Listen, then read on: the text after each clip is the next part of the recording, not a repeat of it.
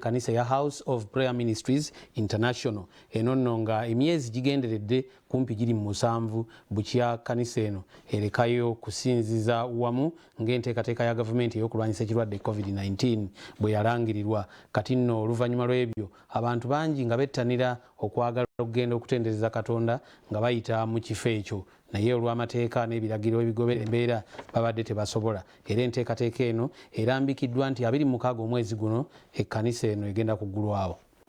Omusumba w'ekkanisa ya House of Prayer Ministries International Ozias Bujingo azzemu okulinnya ekigere ku ttaka ettukuvu erya Canaan land oluvannyuma lw'emyezi 7 n'omusobyo egy'omuggalo gy'asinkanidde ekibinja ky'abakungu abakwasaganya ekirwadde ekya COVID-19 mu ggombolola y'e Kawempe abakiwomyemu omutwe ne bakamutema nga bwe yalwawo okuggulawo edda ekkanisa. Waliwo essuubi ku kyolabye nti kitugwanidde okukuŋŋaana ku ttaka lino ettukuvu nga tukuuma social distance, nga tukuuma SOP zonna.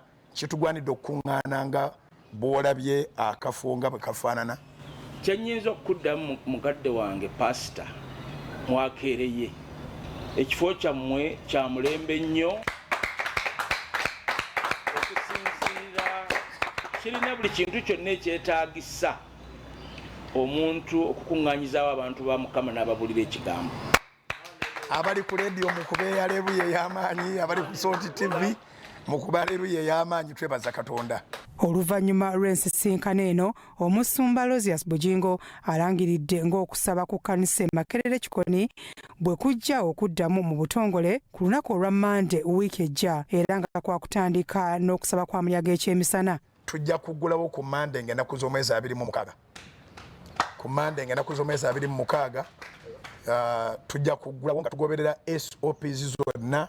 Ayagala okujja okusaba mulanchawa ku Mande nga 26 kino kye tujja okukola. Tujja kujja ne masiki, tujja kuba n'obutebe obwesudde obulungi mita 3 ebweriranchawa, tujja kutandika ne space nga nnene bulala. Bino byonna nga tebinnaba kubaawo embeera e Canaan ebadde nzikakkamu nnyo nga buli muntu atuuka basooka kumukolako mikolo gya COVID-19.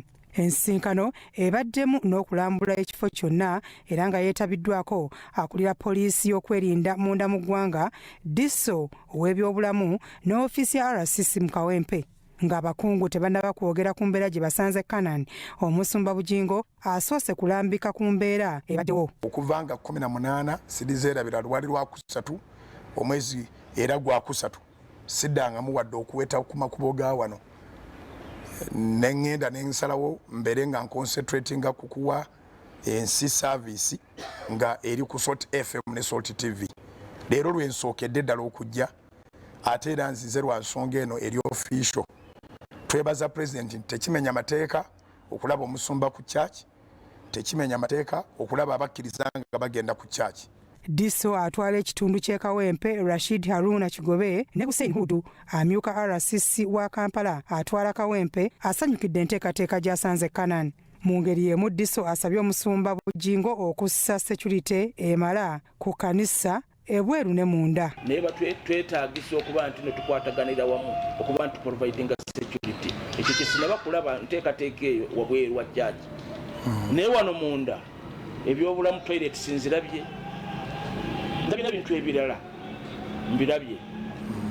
N'olwekyo teri nsonga yonna ebagaana kujja kusinza Mukama Katonda nga bwe musaali.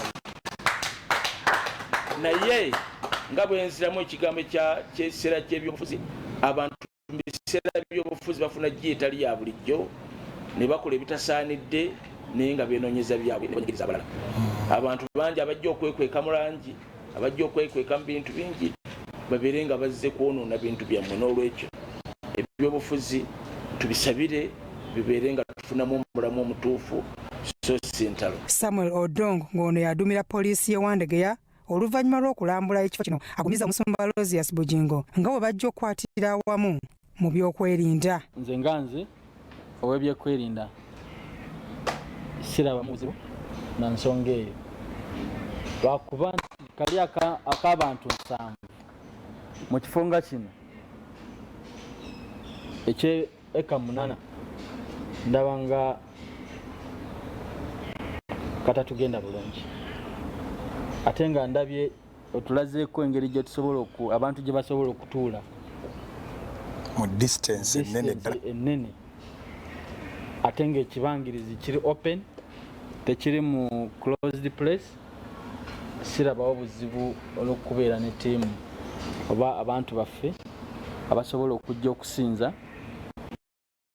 depending on how you have arranged, recommended by our omusawo waffe ow'ebyobulamu mu division. Akulira akakiiko akulwanyisa COVID-19 mu division ya Kawempe Kenneth Charles ayogedde ku byala by'e Canaan. However, there are some places of worship that can actually accommodate more than 70 people according to the space they have.